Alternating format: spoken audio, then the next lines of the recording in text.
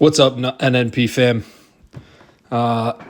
Some of you may know we put a little op-ed out there, long form, but for those of us that are more audio learners, not such good readers like myself, we're going to turn it into an audio for you, all right? So it was a blog post we posted on the Goalie Workshop. Shout out the Goalie Workshop. But it was titled, "Why Are Coaches at the Highest Level Leaving the Profession?" I've not spoken to any of the guys who have recently stepped away, hung up the whistle, made their last recruiting call, and warmed up their last collegiate goalie. But having made the same decision in 2021 without being half as successful as they were after 11 seasons coaching college lacrosse, I have a hunch as to the potential whys behind their departure. None of the following reasons can be labeled the biggest reason. That can only be decided by the individual. But I will tell you this. I don't think it's, quote, all about the Benjamins, end quote. The place to start is family and relationships. These two words are spoken about at length in programs at all levels across the country. The problem is, if you're committing emotional and tangible resources to the family and relationships on your team, something has to be deprioritized. What takes a back seat? Your real, quote-unquote, family and outside relationships. Whether it is watching more film on a Tuesday night when the scout is due to be finalized on Wednesday, leaving your girlfriend to sit at home alone again, or a Saturday in September when that top recruit has his only chance to visit campus and your weekend plans with your wife, brother, and his significant other need to be canceled. Or it's a Friday night Friendsgiving in November with your, quote, crew. Friday night was the best for everyone, except for you.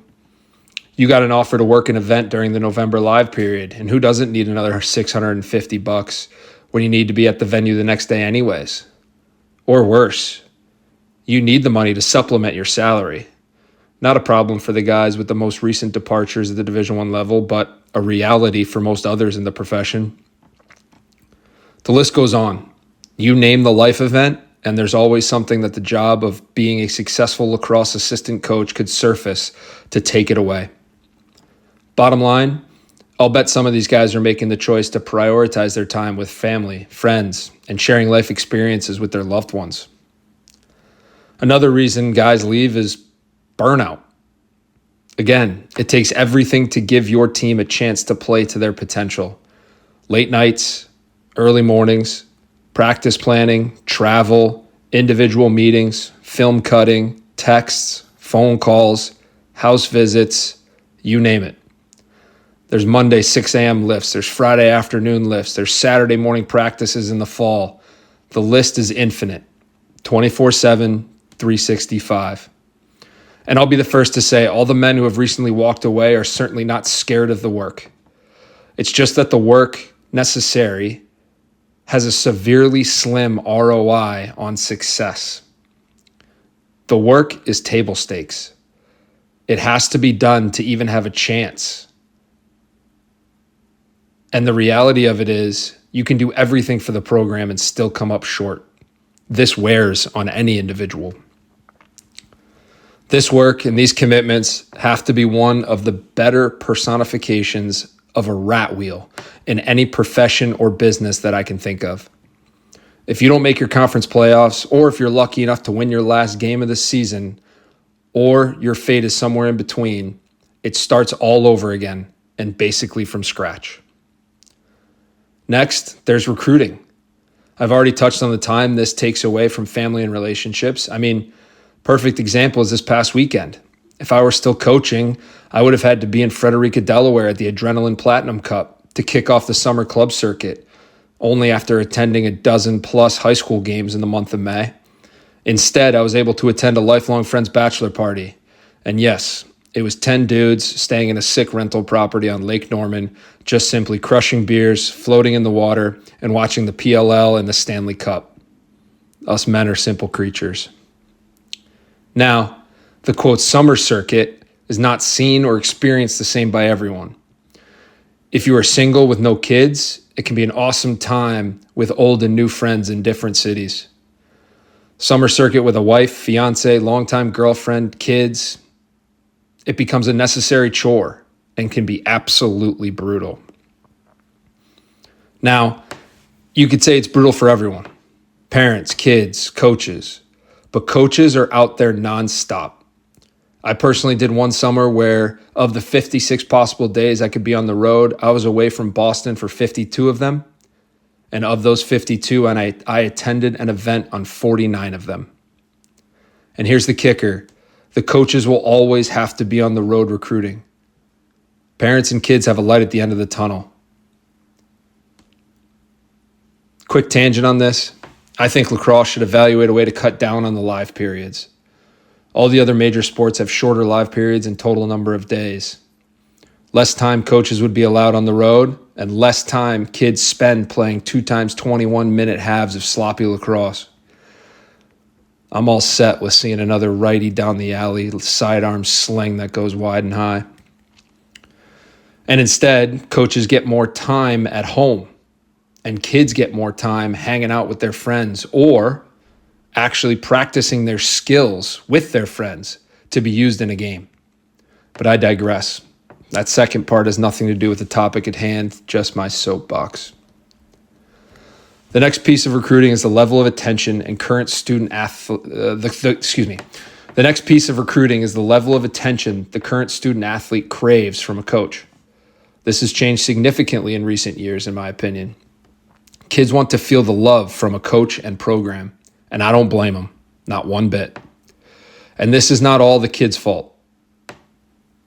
Some coaches started going above and beyond at one point, and everyone was left trying to one-up each other. No matter how we got here, most of this courting/relationship building starts with a string of phone calls and text messages that assistant coaches initiate and carry out over the lifespan of the recruiting journey. And this is just for 10 to 15 kids in a recruiting class. To get to 15 kids, even the top programs in the country need to build rapport and relationships with hundreds of kids. And the same goes for the transfer portal, just not at the same scale. This takes time and lots of it. The messaging is often nuanced as well. You have your top guys that you want to say yes to coming to your school. But if they don't, you need to have laid the groundwork with other guys, avoiding having to start from scratch when that 5-star picks your rival. But this takes emotional intelligence and effort. You grow to like these kids and want to see them succeed, but more than half the time, you're leading them on for your own personal benefit. You'll say things to them like, "You're going to have to send your next semester grades before we can get admissions to sign off." Or, "We are still strategizing around how we want to build our class, but I really like what you bring to the table. We are looking forward to watching you compete at insert event at the end of the summer to buy yourself more time." Sometimes in the end, it does get as blunt as, "John Doe, we love your game and think you'll be successful at this level, but we have an offer out to another guy. If he doesn't accept, I will be calling you." But that's not always true. All of it is a little misleading, but we as coaches have to protect our programs. Recruiting is our lifeblood. This wears on individuals that care about the kids they recruit. Shit, I can still remember guys' summer jobs, their sister's sport of choice, and the favorite meal their mother would cook them on their birthday. And those were guys I never got the chance to coach, only recruit. And with the current transfer portal rules, your efforts can be all for naught because a player who comes can decide to leave with little to no consequences. But on the flip side, a player you didn't land initially decides to hit the portal, and you as a coach can lean on a relationship previously cultivated. No matter the scenario, to get either guy, the work needs to be done. Oh, and it forces you to be on your phone all the time. Girlfriends, wives, and friends battling for your attention. The list goes on. This next topic is far more impactful on head coaches, but all the guys who walked away would feel the ripple effect if it happened at their school, and most likely would have one day been in the head coach's chair and would be in the line of fire. In today's landscape of college campuses, one bad decision or one bad action by an 18 to 23-year-old kid on your team can cost you your job and your career, period. Some kid on your team makes a poor decision on a Saturday night, the school calls you. Interestingly, they don't call their math professor. This is terrifying, and some people don't feel the need to leave their careers and lives in the hands of 18 to 22-year-olds. And that age range can be expanded to 16 to 22 if you count recruiting, which again is the lifeblood to any team's success. And when I say that decision, I mean that recruiting decision. Do they choose to come play for your program? But zoom out. From a bad decision on a Saturday night, a coach's, quote, success is determined by decisions and efforts he makes, which are then filtered through the brain of a 16 to 22-year-old male, and then the, quote, outcome after that filtration is evaluated as successful or unsuccessful for the coach. Is there any other profession that success is this far removed from an individual's control? Let alone put in the hands of a demographic that have less than enduring stereotypical sayings that define them, like boys will be boys, or they're just young and dumb. I will say, because of this and other head coaching, quote, responsibilities, coupled with the way top assistants are being compensated today, we will continue to see more career assistants, guys that don't want to become head coaches, following in the footsteps of the greats like Coach Van Arsdale and Coach Metzbauer. Sometimes the goal isn't to be a head coach, and I don't blame them. Speaking of salaries, I hesitate to bring them into this because no one gets into the lacrosse coaching profession for the money. And yes, on average, are there better paying jobs out there? Of course, even at an entry level. But I'll tell you what, I personally took multiple pay cuts getting out of coaching. And I say this because it emphasizes the point that these coaches who have recently stepped away were being better compensated than previous generations of coaches, and deservedly so because of the expectations of the job. But nonetheless, there's more money in the private sector or corporate America than there is in lacrosse, generally speaking. And guess what? Most of the time, you don't have to work weekends. So even if the pay is the same, the hours working certainly are not. And then there's the potential for, quote, upward trajectory. There are only 77 Division I programs, and to be honest, not all of them would be an upward trajectory move for an assistant, no matter the position a certain assistant took. Head coach, associate head, or coordinator at certain schools. And I think we're seeing this with one particular vacant head job and one assistant job being turned down by multiple candidates in this cycle of coaching moves. This doesn't take into consideration the impacts the new legislation is going to have when added to Title IX. If you can't read between the lines on that one, I'll just say it. There will be less Division I men's teams in 10 years, and I'm bold enough to say it will happen in 5. Additionally, there's a real chance there are less D3 and D2 teams as well, given the economic troubles of those types of institutions across the country. R.I.P. Limestone, justice for Lindenwood. But to bring it back to corporate America, I say all this to show you that the career advancement opportunities are much more plentiful in the private sector than in men's lacrosse. All of this together is exhausting, and it makes you think, is it worth it? That answer must be decided by the individual, but I will say this, there is no better place on this earth than a locker room. It's simply unmatched. It is also beyond fulfilling to work with a young man to help get him to a position to be successful, help him reach his potential, and be there for him when he inevitably hits rough patches in his life. There's no greater feeling than helping someone, and a good coach is always helping. But all this comes at a price.